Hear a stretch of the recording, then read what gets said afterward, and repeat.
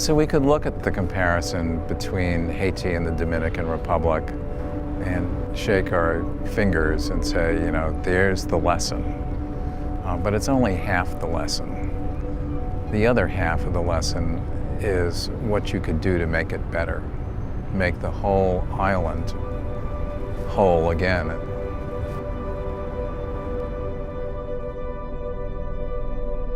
Los estudios han demostrado que se está consumiendo de 300 a 400 mil toneladas de carbón por año, lo que equivale a 8 veces los desperdicios en términos de árboles. La demande en charbon de bois, c'est surtout Port-au-Prince, c'est là qu'il y a une demande très très importante. Je nous connais en Haïti, 70% environ sous énergie, c'est charbon. Ils ont utilisé surtout pour manger en ménage. Mientras en Haití no haya mecanismo de distribución de otro combustible, indiscutiblemente que estarán usando carbón.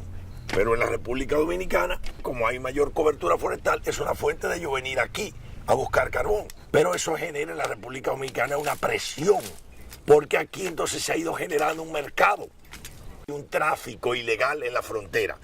Y el carbón es producido por haitianos aquí, pero comercializado por dominicanos allá.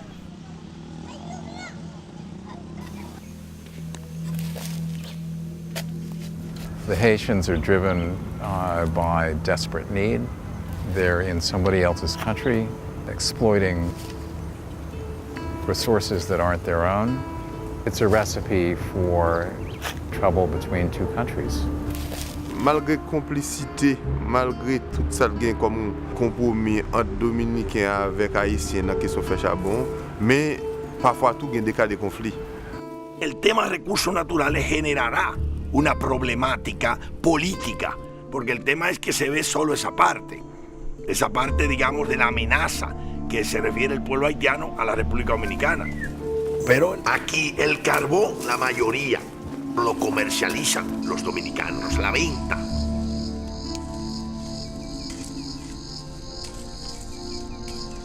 Les nous garder tout risque que mon yo prend pour arriver produire charbon. On a parlé des gens qui traversaient dans la nuit et allaient en République dominicaine. Parfois, on passait plusieurs nuits en dedans parc. Donc à comprendre, c'est des nécessités, c'est misère qui a expliqué que les gens prennent des risques aussi élevés pour faire des travaux comme ça. No, eso es un recurso económico de sobrevivencia. Percibo en la comunidad que el carbonero socialmente está en una escala muy baja y nadie lo hace a gusto, lo hace porque no tiene a qué otra cosa recurrir.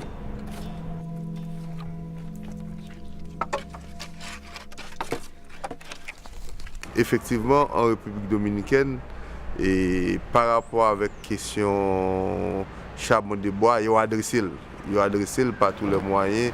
Premièrement, c'est faciliter la population dominicaine pour accéder à de l'autre sous-énergie qui est autre que charbon.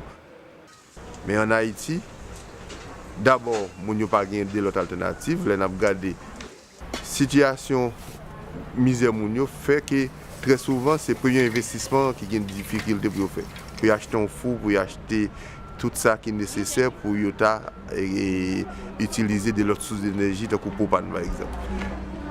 Mientras haya allí un problema de abastecimiento de combustible, nosotros tendremos una gran responsabilidad y un gran riesgo en el tema de uso del carbón vegetal para combustible. Pero creo que la perspectiva es que juntos, colaborando, entendiendo que la preservación de los recursos naturales es un tema directamente ligado a la pobreza, al desarrollo económico, no es solo perseguir a los que lo producen. Nosotros tenemos que hacer un esfuerzo conjunto con Haití para ayudar el mecanismo de abastecimiento de gas licuado de petróleo. I think what we're seeing here is a classic conflict around limited resources. And it could be allowed to deteriorate into something that becomes geopolitical, or it can be turned around into something which actually greens Haiti's future. And that's the only real solution in the end.